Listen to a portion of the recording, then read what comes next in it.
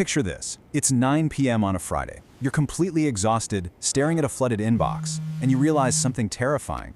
Every single major decision in your company still runs entirely through you. We need to finalize the launch. Sound familiar? I'm on it. Well, welcome to this explainer. Today, we're doing a deep dive into how you can actually transition from being the exhausted, stressed out center of your business to the architect of a self-sustaining machine.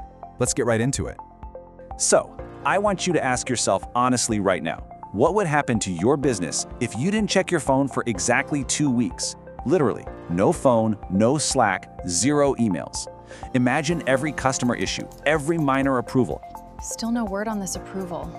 This customer issue is escalating. She still hasn't read my message. I guess we just have to wait. And every quick question just piling up while you're gone. Listen, if your business grinds to a total halt, or your team goes into full panic mode, you don't actually own a business. You own a job, and it's a job with a whole lot of extra liability. Now, if just imagining that scenario gives you a little spike of anxiety, don't worry, you are definitely not alone.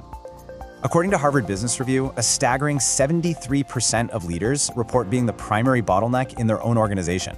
That's almost 3 out of 4 founders. And honestly, the scariest part, most of them don't even realize they've hit this invisible ceiling until their company's growth completely flatlines. Why? Because every single decision has to filter through them. To break right through that ceiling, we have to completely kill what's called the hero complex.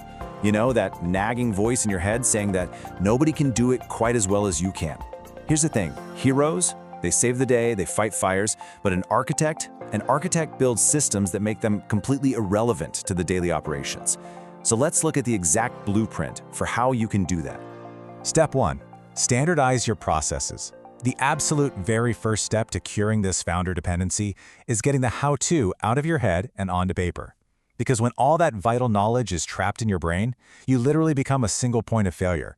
Business growth expert Stacy Tuschl actually highlights 3 core systems that a business absolutely needs to run itself. First, you need documented playbooks for operations, so you get flawless fulfillment every time.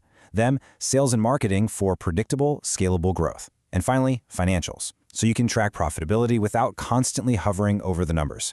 Look, it's pretty simple. If you can't document a process, you cannot hand it off, period. And making this work requires a massive mindset shift when it comes to your team. You've got to stop chasing these so-called rock stars who just figure things out on the fly. Why? Because unstructured freedom breeds inconsistency. Instead, you want to hire disciplined people who will actually execute and optimize your beautifully documented systems. You're looking for a systems fit over raw, untethered talent. All right, that brings us to phase 2, delegating real ownership.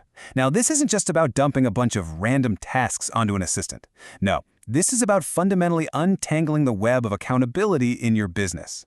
McKinsey's research brilliantly illustrates how to do this. Look at the top tier here, big bets. These are high-risk, bet-the-company moves. These are literally the only things the CEO should be touching.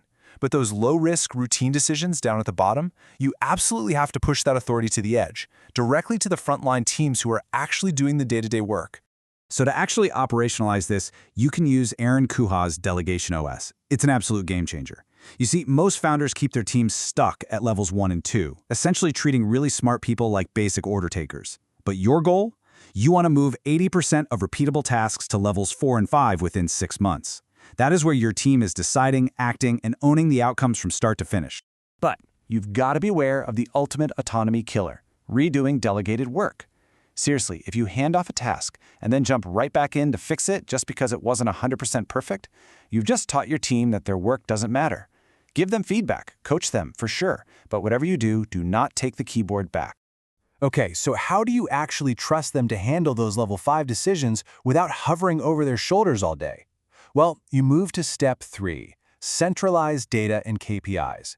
You have to replace your physical presence with centralized data. To do this right, you really have to change what you're measuring. Stop managing by looking in the rearview mirror at lagging indicators. Things like closed revenue or monthly profit.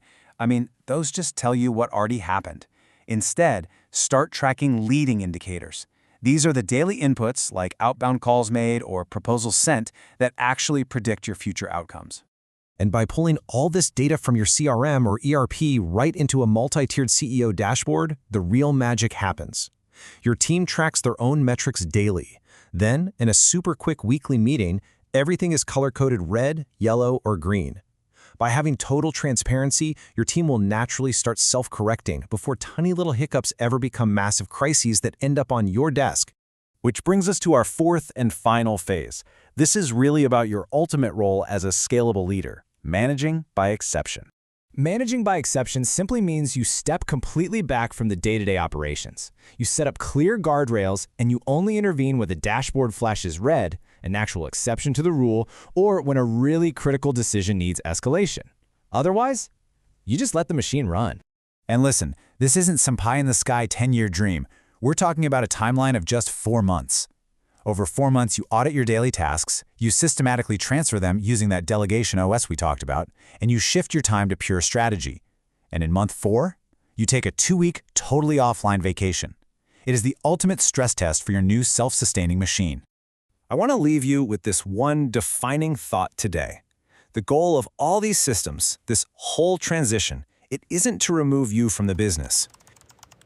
Everything looks good except for this bottleneck here. I'll have the team resolve that immediately.